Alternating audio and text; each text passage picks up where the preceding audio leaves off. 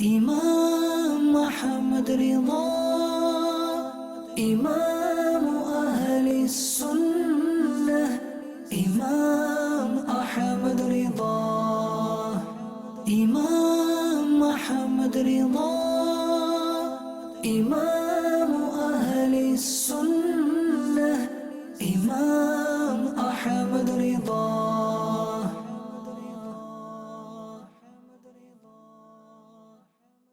الحمد لله رب العالمين والصلاة والسلام على سيد الأنبياء والمرسلين.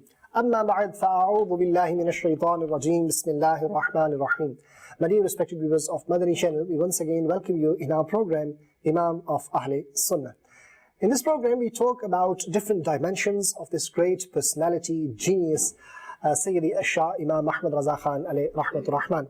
And today the topic what we've selected for you today, that is Science and Imam Ahmad Raza Khan alayhi rahmatur rahman. Dear respected viewers of Madani Channel, today we've got our guest speaker Dr. Khurram, and who has got in-depth study about Al-Azad's life, and especially in the dimension of science. Inshallah we will be talking on this very topic.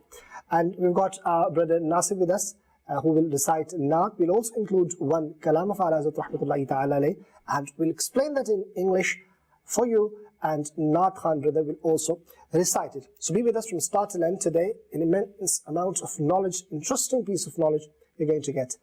But before we proceed towards our main topic, let's make few good intentions. Shaykh Tariqat, Amir of Ahlesunnat, Hazrat Allama Maulana Muhammad Ilyas Attar Qadri, Damat Barakatuhum Al-Aliyah, has given us a beautiful mindset. We should make good intentions before we perform any good deed or any permissible task. I make this intention, inshallah, that I will present this program for the pleasure of Allah Tabarak wa Ta'ala.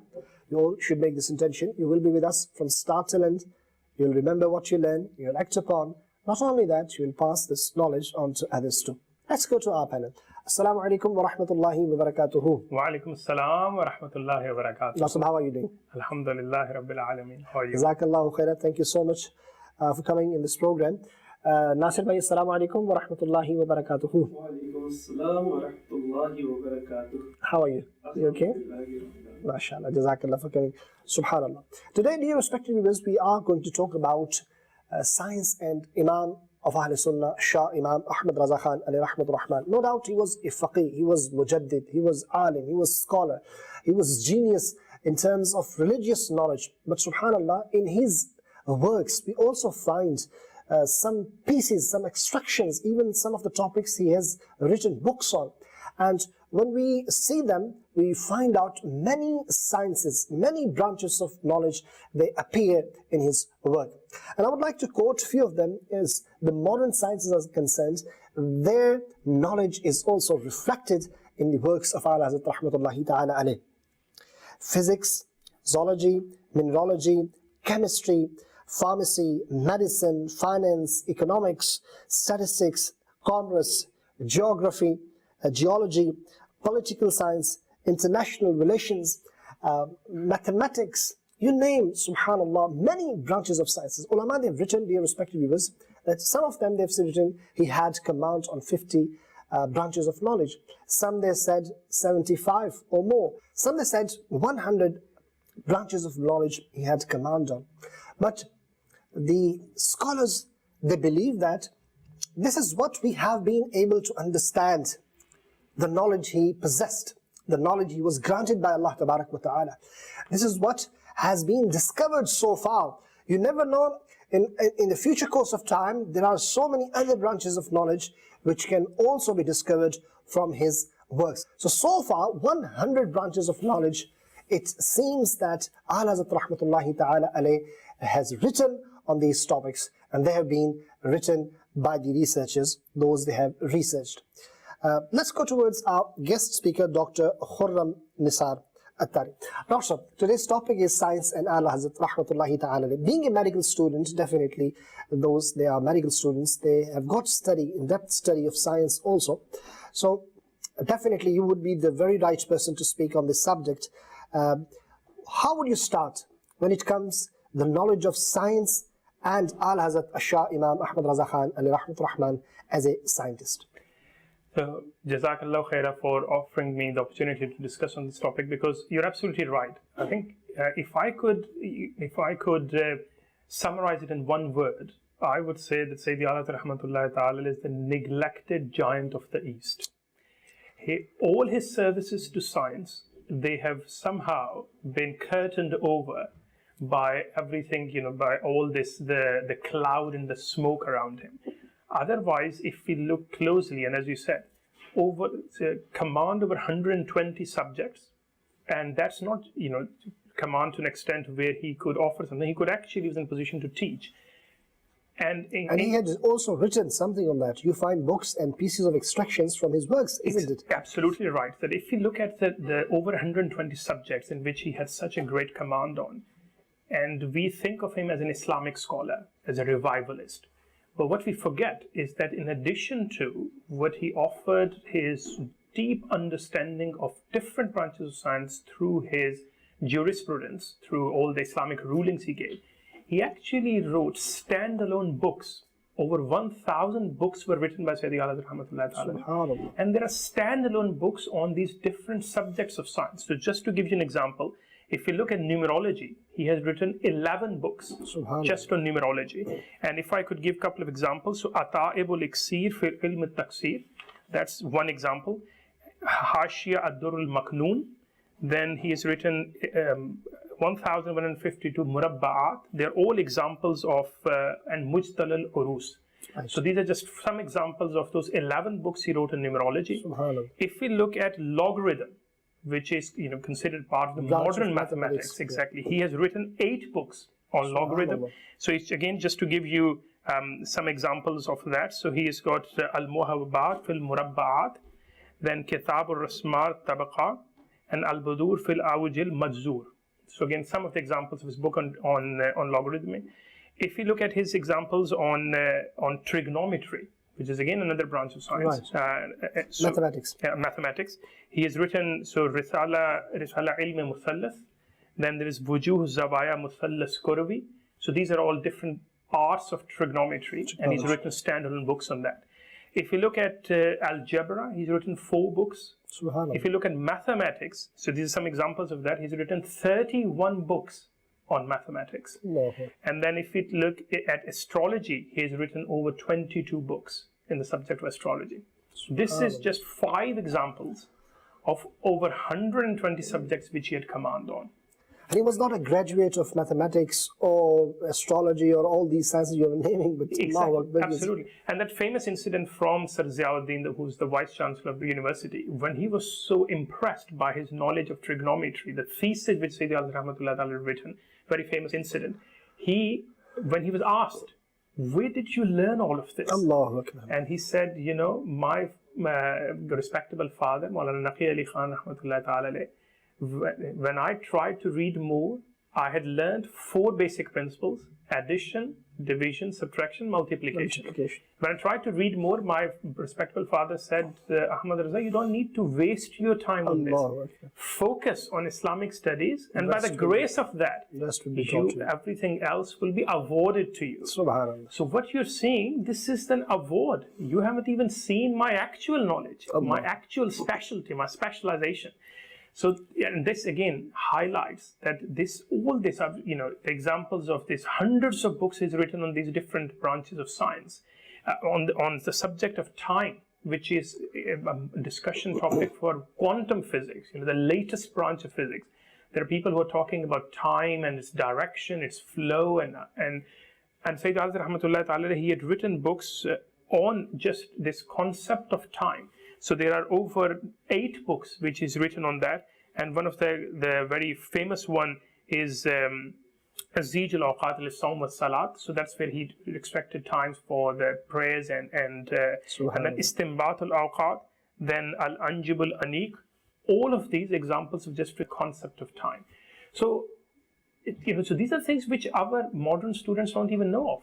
If I were to ask some a student of a modern university or a school, even if he had heard of the name of Imam of Ahle Sunnat, Ala Rahmatullah, he would probably remember him as an Islamic scholar. Sure. He doesn't even know all of this which is offered in the branches. We'll discuss his services to physics, how he's talked about time, sound, light, water, atmosphere, environment, Subhanallah. all of these topics which are so relevant to us. He wrote about them over a century ago, and they're still based on those concepts are as relevant as they were there today, they were at that time. MashaAllah. Doctor, one beautiful point you mentioned that Al-Hazrat Rahmatullahi Ta'ala alayh, he always believed that my father had told that learn the basic principles and other will be granted to you.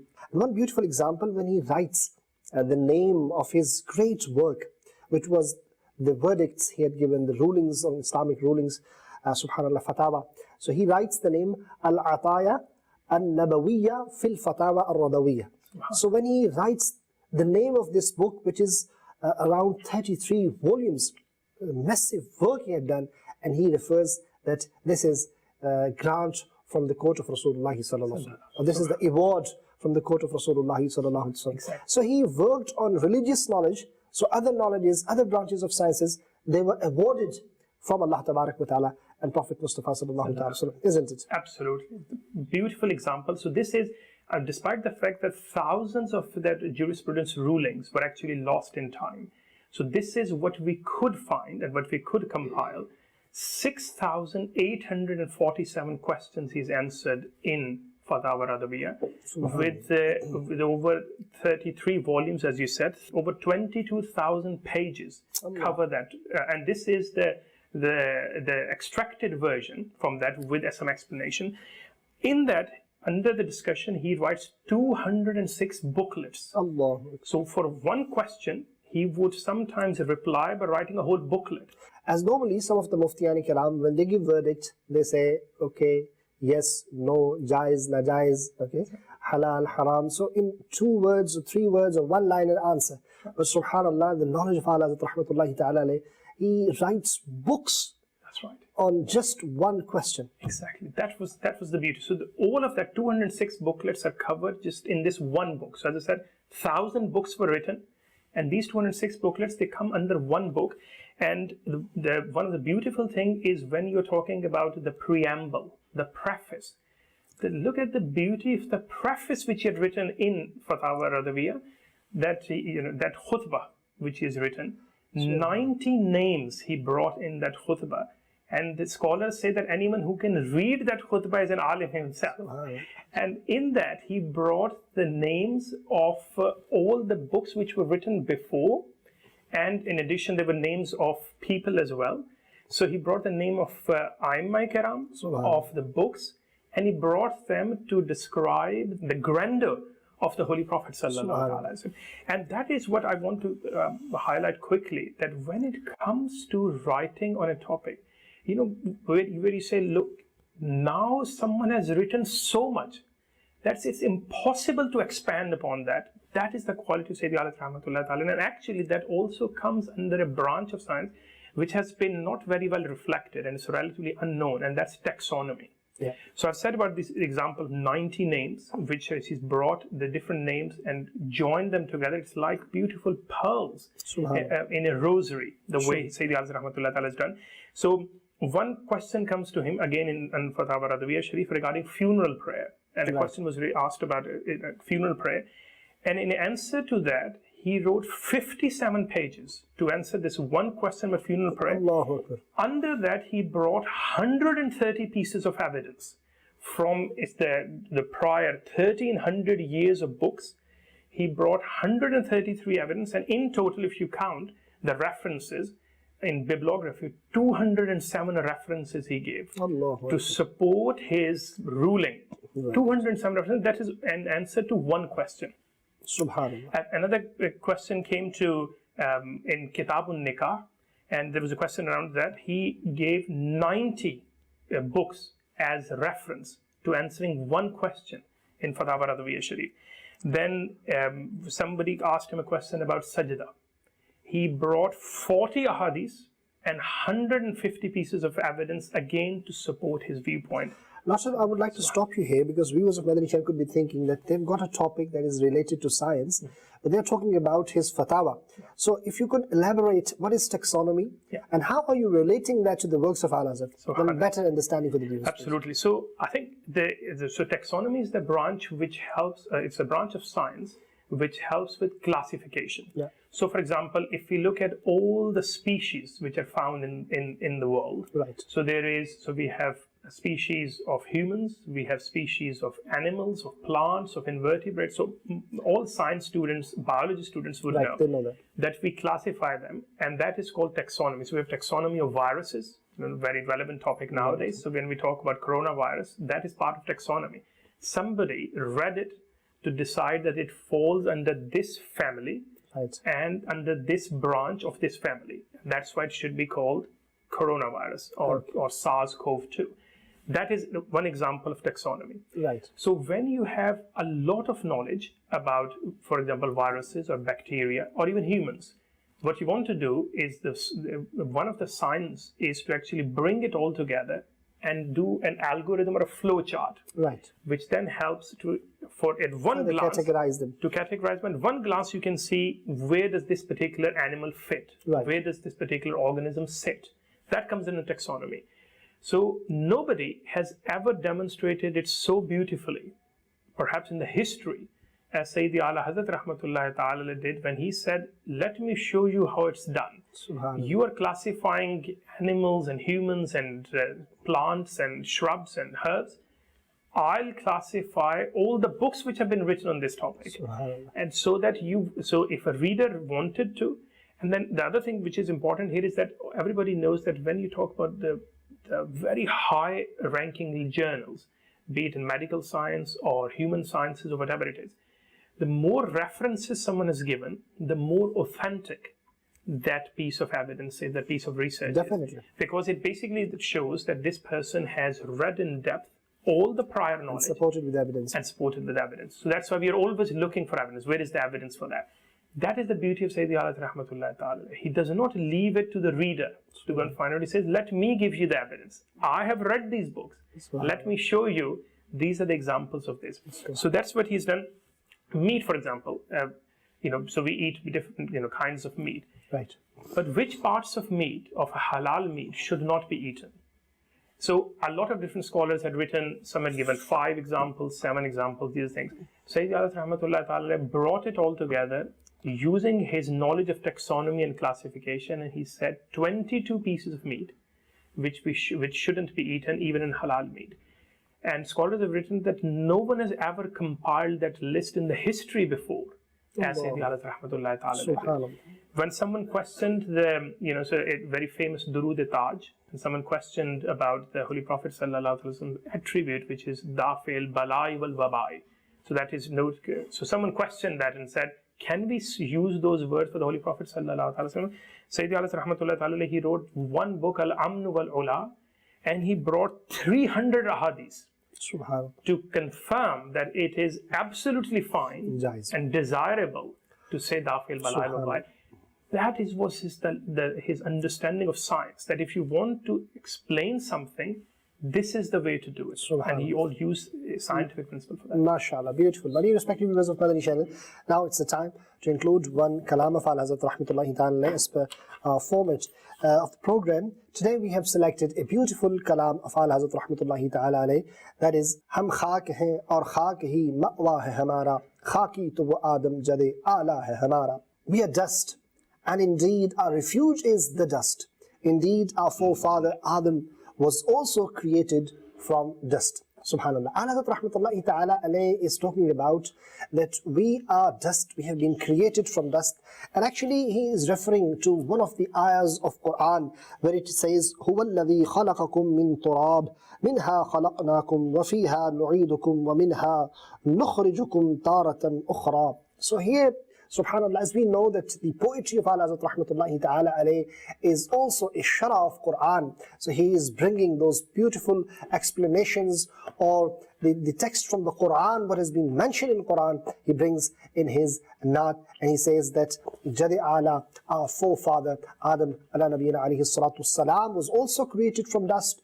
We are also dust. So our indeed refuge is also dust. हम खाक हैं और खाक ही मअवा है हमारा, खाकी तो वो आदम जद आला है हमारा.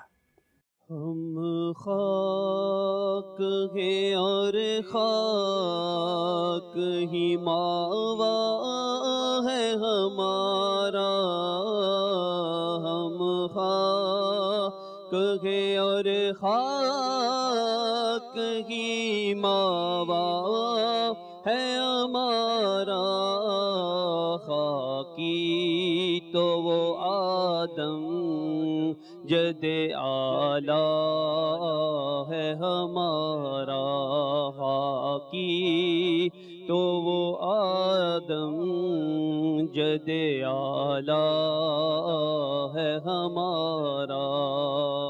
Subhanallah, Subhanallah. Another couplet, Hazrat Rahmatullahi Ta'ala alayhi says, जिस खाक पे रखते थे कदम सैयद आलम, उस खाक पे कुर्बान दिल शैदा है हमारा. Allahu Akbar. He says, the dust upon which tread the feet of the creation's leader, my devoted heart wills to be sacrificed upon that dust. That is self-explanatory, subhanallah. He's talking about Rasulullah sallallahu ta'ala alayhi wa alihi wasallam's blessed feet are touched to the dust of Medina. May my heart be sacrificed onto that dust. Subhanallah. This खाक पे रखते थे कदम. जिस खाक पे रखते थे कदम सैयद आलम, जिस खाक पे रखते थे कदम सैयद आलम, उस खाक पे कुर्बान दिले शहदा है हमारा, उस खाक पे कुर्बान दिले शहदा है हमारा. Subhanallah. Another couplet, Hazrat writes, खम हो गई पुश्त फलक इस ताने ज़मीं से, सुन हम पे मदीना है ये रुतबा है हमारा. Allahu Akbar. Subhanallah. Dear respected viewers, this is one of the masterpieces of Hazrat Rahmatullahi Ta'ala in his poetry. Hazrat is writing the conversation between sky and the earth. Allahu Akbar. And this conversation happened when the sky said, I am elevated. Okay, my status and my maqam and rutbah is elevated and high. Allahu Akbar. And when the earth replied to this conversation, the earth said, Sun hum pe Madina hai ye rutbah hai hamara. When the sky heard this, it bent forward like this. That's the reason the sky looks like this, bent it. Allah is saying metaphorically why the sky looks bent. The reason is the sky bent forward in humility upon hearing this from the earth. Listen, such is my honor, the city of the Prophet, rest upon my dust. Sun hum pe Madina hai, wo rutbah hai hamara.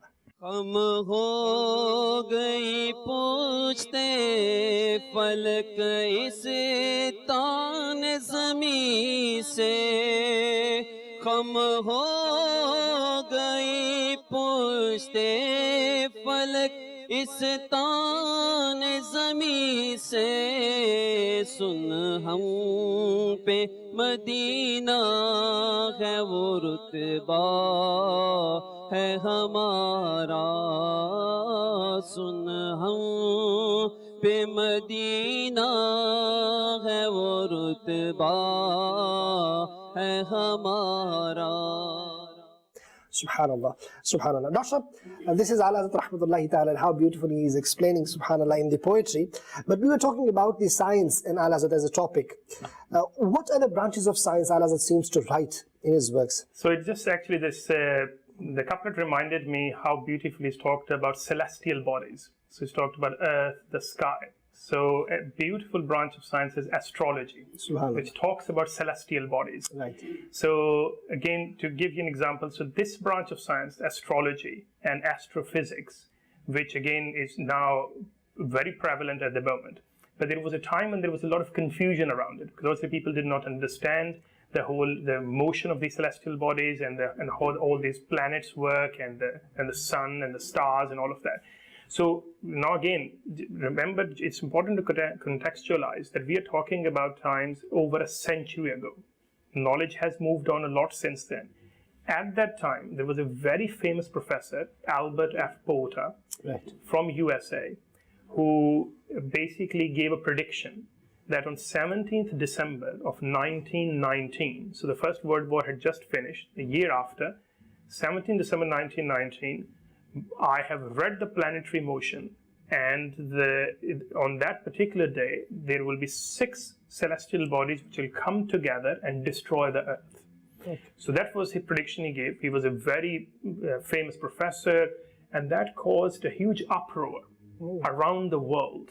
And obviously, those were not the days of social media. So it takes, from newspapers. So there's Express News, which was published from India. Right. So they covered that as a top story, and that caused a wave of fear, even amongst Muslims.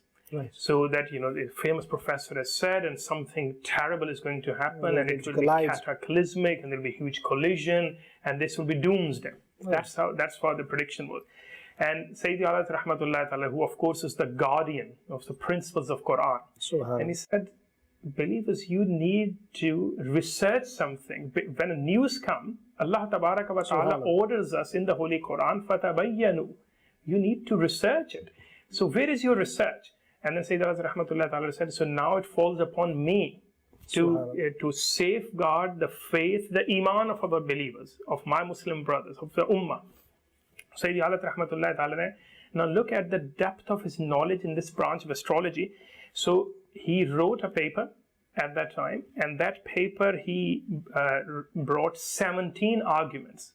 And then he actually made a very subtle remark towards the end and said, because he said it would happen on 17th December, hence I have brought 17 pieces of evidence against his point. Subhanallah. Subhanallah. And if I wanted, I could bring 10,000. But I would just leave it there because 17 would suffice. No doubt, he would have brought, because he had ilm ladunni, no doubt. Absolutely, because it was all inspired knowledge. And then in that, he based on the planetary motion, he calculated the angles of motion of the planets. He looked at the laws of attraction, looked at the relative densities of the materials. He looked at the Earth's diameter. Then he also looked at time differences across different parts of the globe. He looked at the laws of motion and stress. And then he published the exact position of where Earth would be at that time, which he had predicted, and used all of that. And he drew beautiful diagrams, which actually readers can still go and see. They are present in his book. And he used those diagrams to show exactly where the Earth would be, and proved that nothing would happen on 17th December. The Earth would, the life will continue as normal. And the day came and went and nothing happened. And then this was then covered by all big media outlets. That an Islamic scholar, a scholar of Muslims, has proved a famous scientist wrong by actually using his own principles, so the principles which he used the same principles of science. And he said this was his command on the laws of astrology. But again, why he did that? To safeguard the faith of Muslims. Also, it is written that Maulvi Barkat Ahmad Sahab Siddiqui Pili Bheti, he says that Allah Rahmatullahi Ta'ala had a command that he could figure out exact time after watching at the motion of planets and the stars. And when it was checked on the watch, it would exactly match to the seconds, same time. So what would you say on to this beautiful command of Allah? Absolutely. So this was, mashallah, his command on what is ilm al-tawqeed, or the knowledge of time. So obviously this is one of the skills which is now nearly extinct, because obviously we now have watches and clocks. But in those days, despite the fact they were available, Sayyidi Alat Rahmatullahi Ta'ala, he had such great command on the planetary motion, the motion of stars, and all the celestial bodies, that just by looking at them, right, which used to happen in old days before the clocks, that people would actually define dimension, the way of travel, as well as the time of the day and night by looking at the moon, the stars, and the sun, and they could work it out. And Sayyidi Alat Rahmatullahi Ta'ala, his knowledge of this branch of science was to that extent that he would be able to match up to second correct. Subhanallah. And that is not just here. I mean, in all the examples we look at, for example, deciding the times. So, for example, the Dawat Islami's app for prayer times. that is also based on the formulae which were given by Sayyidi Alat Rahmatullahi Ta'ala. And by using that formula, wherever you are in the world, over 2.2 million cities have been covered in this app from Dawat Islami. All comes from one formula, which was based on a complex logarithmic formula, which Alat Rahmatullahi Ta'ala gave. Wherever you are in the world, with that, you can actually calculate up to second correct the time of prayers. SubhanAllah. And that's what once happened. Hazrat Rahmatullahi Ta'ala, he was leading a salah of Fajr, and he lengthened the qiraat. And Maulana Abdul Qadir, after the salam, he had a doubt that maybe the time had finished. That's right. And we had crossed the time. For Fajr salah, we should not cross the time. And when he Rahmatullahi Ta'ala went out to see the sun, so Hazrat Rahmatullahi Ta'ala mentioned that still 2 minutes and 48 seconds are still remaining To sunrise. Allahu Akbar. Exactly. So that's how exact his knowledge was. So obviously he could read people. So obviously he could read that's what they were worried about. And he said, don't worry, I have calculated Even it all. 48 seconds. Even 48 Allahu seconds. You Akbar. could say that. Absolutely. That's how incredible. And that, so it's, so time is one example, and we could discuss a lot about that in terms of, where quantum physics and all of these branches are working, and Sayyidi Alat Rahmatullah Ta'ala had such control. But similar to that, there is a very famous incident which happened, which was, so this is describing time. Then Sayyidi Alat Rahmatullah Ta'ala, where it comes inspired knowledge, the one step ahead, which is control of time. So when that astrologist came to Sayyidi Alat Rahmatullah Ta'ala and said, I can draw a map and I can calculate when it's going to rain. And Sayyidi Alat Rahmatullah Ta'ala said, you know that everything is in the control and command of Allah Tabaraka wa Ta'ala. So how can you predict that? And he said, oh, I can do it. I've been doing it for years and all of that. So he, she said, Allah Rahmatullah Ta'ala said, okay, well, do it. So he calculated and said, okay, there's no rain this week. It will come next week. And Sayyidi Alat Rahmatullah Ta'ala, he said, well, if Allah Ta'ala wishes, then it can happen now. It's possible. It's possible. Everything is possible by His Qudrat. So, and at that time, that's, so to quickly shorten it, Sayyidi Alat Rahmatullah Ta'ala, he said, well, how is that possible? This is my knowledge, my knowledge of astrology and all of that, and based on that cloud motion and everything else, I can tell you. And Sayyidi Alat Rahmatullah Ta'ala said, what's the time now? And he said, it was 11:45. How long to 12:30? 45 minutes. And is it possible that 12:30 could happen now? Said, no, of course it will happen after 45 minutes. Sayyidi Alat Rahmatullah, he walked to the clock, turned the arms himself, and then it hit 12:30. And he said, well, this is what you have done. Otherwise it would not have happened. So Sayyidi Rahmatullah said, that's exactly I'm trying to say. If Allah Ta'ala wishes, then it could happen now. The moment he said that, it started to rain. So that was his control. Of course, it was his Karama also, saintly miracles at the same time. Exactly. And belief also. Exactly. But that was his belief, that whatever knowledge of science we have, we must not forget that science should follow Islam. Islam shouldn't follow science. Exactly. So science is a subordinate of Islam. It has to always submit to the will of Allah Tabaraka wa Ta'ala. As long as it does so, there is no harm in learning it, no harm in propagating it. But if at any point you are in conflict between the religion and science, then you must remember that religion always takes priority. That's what he showed. And there are, if we look at, so we talked a lot about physics. I want to quickly give example of chemistry. Please. Because that's another, branch of science where, we generally know of organic chemistry and inorganic chemistry. Yeah. The beauty of Sayyidi Alat Rahmatullah Ta'ala is that he had incredible knowledge of both branches of chemistry. So I want to give a couple of examples here to just demonstrate. One is around, and again, the overriding theme has always been, it is in the context of Islam, of Sharia. So someone asked him about tayammum. So tayammum, obviously, when there is no water available and we want to attain cleanliness, then one of the things our Sharia teaches us is tayammum. So a question comes around tayammum, and the answer could have been very brief, that when you don't have water within this, within a mile, for example, or whatever the ruling is, it could have been explained. Sayyidi Alat Rahmatullah Ta'ala, when he answered this question, he gave 175 situations for where water may not be available. And why could that be? And scholars have written that prior to him, there were only 40 or 50 such scenarios mentioned in 1200 years history of Islamic books. Sayyid Azhar Rahmatullah Ta'ala added to that list 175 situations, and then he gave 160 types of situations where it was okay to do wudu instead of tayammum, and he gave 146 examples of when it will be ineligible to do wudu and we should do tayammum. And related to that, then the question is, okay, well, water might be available, but it may not be clean. So then how do you decide which water is okay for wudu, which water is not okay for wudu? So, and similarly for tayammum, because for tayammum, things have to be from the origin of earth. So anything which is used for tayammum, it has to be from the origin should be from earth. So Sayyidi Ahlet Rahmatullahi Ta'ala, he wrote down a list of 311 things and said, of these 181 you can do tayammum with, and of these 130 you cannot do tayammum with. And then he even said that of the 181, 74 are already known, and 107 I have added to the list based on the modern knowledge of all the substances which have been discovered since then.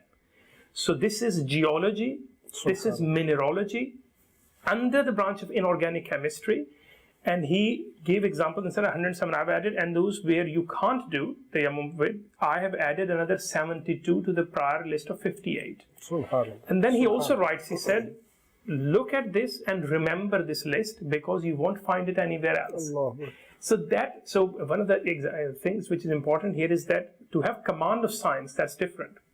To also know the limits of science which have been in the last 12 centuries. So he knew that by the grace of Allah Ta'ala, that look at this list because you won't find this list anywhere else. So by the grace of Allah Ta'ala, he knew everything which had been published up to that point. And then he gave that example. And the amazing thing was that this question came when someone asked him, can we use coral? The corals which are found in the oceans. The question was, can we do tayammum with coral? So he explained what a coral is. He discussed the origin of coral. He discussed the locations of coral. He discussed the physical characteristics of coral. He discussed all of that and then added this list and said there are 311 substances. All came in response to one question. Subhanallah. And he, so there are here oceans of knowledge flowing. So how much knowledge he would need to know the substances, the chemistry, the physical characteristics, the chemical characteriteristics, the attributes of all the substances, to then be able to say... And how many books he had already read to know all these which have been already existing and mentioned in the books. Exactly. Subhanallah. Doctor, I would like to bring your attention towards another branch of knowledge which Al-Hazrat Rahmatullahi Ta'ala alayhi has mentioned. He has written about sound and he's also written about light. If you talk about sound, he's written one complete book where he talks about sounds captured by the gramophone, right? And it is mentioned that he has also written about photography, okay? And where he has discussed about what is sound, okay, why does it produce, and how do we listen, right? And does it finish or does it remain, okay, in the atmosphere? And he's talked about the existence of the sound when it touches to the ear and all that, subhanallah. And does it exist even when a person dies or not? So these are the, subhanallah, I'm just mentioning a few of them which is written here. Could you please expand on this? Yeah, so that's again, so now we're moving from chemistry to physics now. So his command on physics was such. So there are two examples. So light is one and sound is another one. So the sound question actually came because in those days the gramophone had been very prevalent, very common. And someone asked a question, can you record Quran in gramophone? And is it okay to listen to that? Obviously, now we're very used to CDs and DVDs and all of that. And some people who are anti-collector, they might still have a gramophone where there used to be this big plate which would revolve under a little needle. So obviously that was in those days new. And the question was very sound, that, can you hear... What does Islam say about it? What does Islam say about it? So an answer could have been very simple, which is, yes, it's permissible, or no, it's not permissible. It could have been very simple. In answer to that, Sayyidi Alat Rahmatullahi Ta'ala, he wrote a whole booklet. And that was called Al-Kashf al-Shafiya fi Hukmi Phonographiya.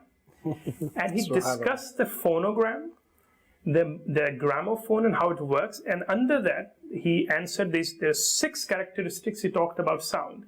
So he said, actually, in order to understand this, you first need to understand what is sound, how it's produced, how does it propagate, how does it reach your ear? Does it reach inner ear or outer ear? Subhanallah. So now we know as medical students that the ear has 3 parts: external ear, middle ear, and internal ear. Right. And it is the internal ear's responsibility to listen to the sound, pass it on to the brain, and then there is a center in the brain which then interprets it for us to understand it. Subhanallah. And Sayyidi Ahlul Rahmatullahi Ta'ala, he's talking about these different parts of ear. Subhanallah. And then under that, he actually covered the amplitude of sound waves, the reflection of sound waves, rarefaction of sound waves, diffraction of sound waves. And then he discussed the damped harmonic motion of waves, which then was actually known as a separate physical theory. Sayyidi Alat Rahmatullahi Ta'ala, he discussed that. He also discussed for sound, you need a medium to travel, and that's why there is a difference between sound waves which travel in air versus the sound waves whether they can travel in water. So if you try to speak underwater, we can't hear properly because the sound waves can't traverse through that medium of water. So Sayyidi Alat Rahmatullahi Ta'ala, he discussed those differences as well. The density of air, the density of water. Subhanallah. And then one step further, just to complete on the topic of sound, another question came to him, and the question was around ultrasound. So question basically was, can you find out the gender of a baby with an ultrasound? So again, for my viewers, just to understand, sound has different spectrum. Right. So human ear is able to hear between 20 decibels and 20,000 decibels. Right. So this decibel is a unit of sound. So between that, human ear can hear. Anything below 20 decibels or above, we can't hear. So anything which is over 20,000 decibel is called ultrasound. So examples of that, for example, bats. So bats can actually emit waves which travel at 35,000 decibels. Right. So they are blind. But then they can send those sound waves, and from the reflection of sound waves, bats can work out whether it is a tree in front of them or whether it's open air. So even bats have that quality, and that same principle is then used for sonar devices, which are used in underwater appliances. So for example, in the battles, for example, all these underwater devices, they use sonar, all based on this ultrasound example. So the ultrasound, I use it as a rheumatologist. I look at the joints of people, so I can find out whether they have inflammation or not, which is not visible to naked eye. But because of that difference of medium between an inflamed tissue and a normal tissue, ultrasound reflection will be different. Machine interprets it. Right. And then that is called piezoelectric phenomenon. And then it can help me whether it is inflamed joint or a normal joint. Right. Same is the thing with if there is to try and find the gender of the baby, so using the ultrasound. So this question comes to Ahlesunnat before 1920. So we're talking about over 100 years ago. Someone sends him this question, and Sayyidi Alat Rahmatullahi Ta'ala, he described ultrasound in response to that question. What is ultrasound? He described that and said, it's a very long discussion he actually held about all the things which I'm just telling now. And then in the end he said, of course, by the grace of Allah Tabaraka wa Ta'ala, it is possible to know what's hidden inside mom's womb through ultrasound. And this is when ultrasound machines used to be the size of this room. They were not these little portable ones which I can now use through my phone. Huge machines it used to be to cover the whole area. That's how primitive the ultrasound technology was. And even then, Sayyidi Rahmatullahi Ta'ala was able to predict that ultrasound can easily help identify that. And then the time showed that he was true well before his contemporaries would answer that question. Beautiful, beautiful. My dear Islamic brothers, we're talking about a genius personality, scientist, Imam Ahmad Raza Khan Ali Rahman. Today, the knowledge he possessed in science. Dear respected viewers, let's now include a few more couplets of Imam of Ahle Sunnat, Shah Imam Ahmad Raza Khan Ali Rahman in our segment Kalam of Raza. Ahlesunnat Rahmatullahi Ta'ala alayh, he writes, उसने लक़ब खाक शहनशाह से पाया, उसने लक़ब खाक शहनशाह से पाया, जो हैदर कर्रार के मौला है हमारा. सुभान अल्लाह.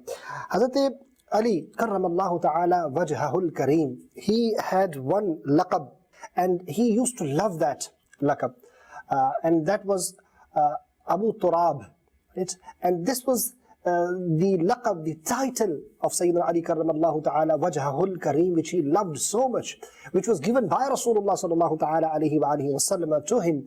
And Ahlesunnat is referring that title of Sayyidina Ali karramallahu ta'ala wajhahul kareem, that usne laqab khak shahenshah se paya, meaning Sayyidina Ali karramallahu ta'ala wajhahul kareem got this title from Rasulullah sallallahu ta'ala alayhi wa sallam, jo haidar karrar ke maula hai hamara, who is our Mawla. And again, this Mawla here, the word, it is also an explanation of a hadith of Rasulullah sallallahu ta'ala alayhi wa sallam, where Rasulullah sallallahu ta'ala alayhi wa sallam seems to say that man kuntu mawla fahada aliyun mawla.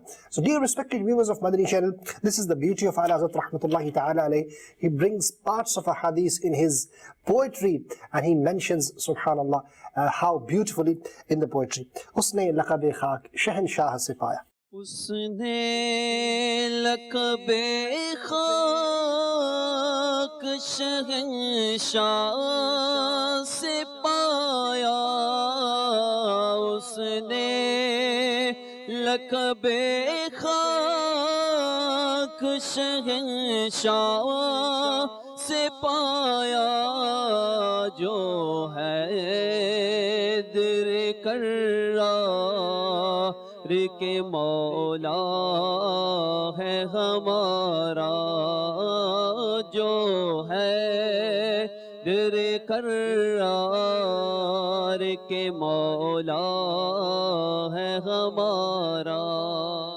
Subhanallah. And then further he writes, है खाक से तामीर मज़ार शह कौनैन, है खाक से तामीर मज़ार शह कौनैन, मअमूर इसी खाक से क़िबला है हमारा. Subhanallah, this word खाक, how beautifully he is bringing in different meanings. This is the command on the poetry of Ahlesunnat rahmatullahi ta'ala, how eloquent personality he is. Allahu Akbar. He says, this is the dust from where the mazar, the shrine of Mustafa sallallahu ta'ala alayhi wa sallam is being created.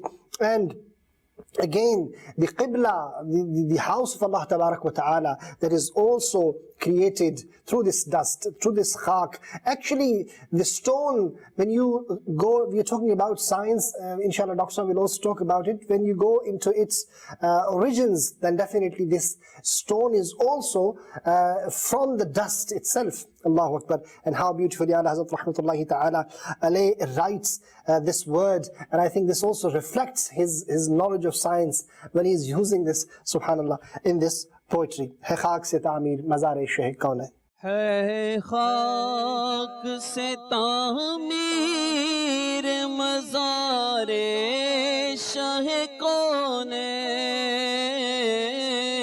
है खाक से तामीर मज़ार शह कौनैन, मामूर इसी खाक से किबला है हमारा, मामूर इसी खाक से है किबला हमारा.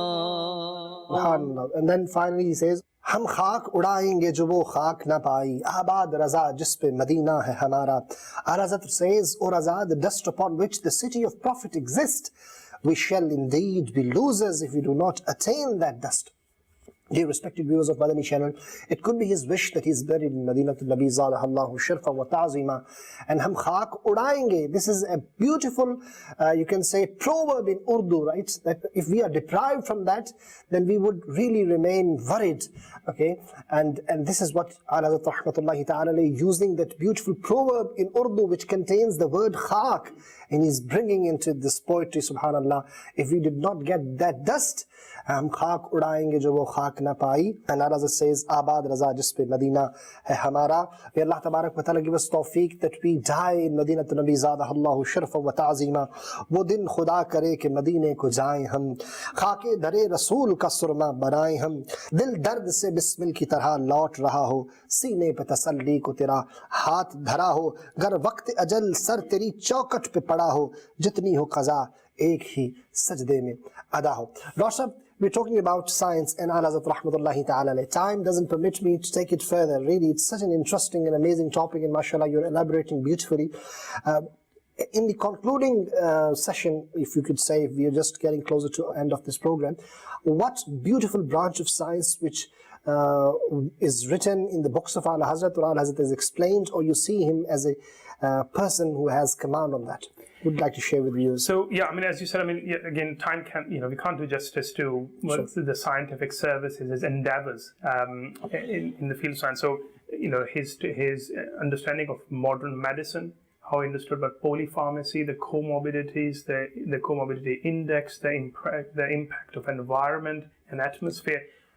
There's so much to talk about medicine. There's so much more to talk about human sciences, the social sciences. He had such great command on. So one last example I just want to use is from physics again, on about light. And related to that is that again we'll conclude by understanding why he did all of that. I think that's the key thing, is that yes, he had such great command of science. Why did he do all of that? And the question was around Miraj. So this is the English Miraj, which is when if at a distance you see something which and you think it's there, you get there, it's not there. So it used to happen obviously in desert travels to people when they thought there was an oasis, a water pool, and when they went there was Sarab, you mean? Sarab, that's right. Illusion. I think that's it's like illusion. That's right. So that Miraj or illusion. So that was the question to Sayyidi Ahlesunnat Rahmatullahi Ta'ala about that.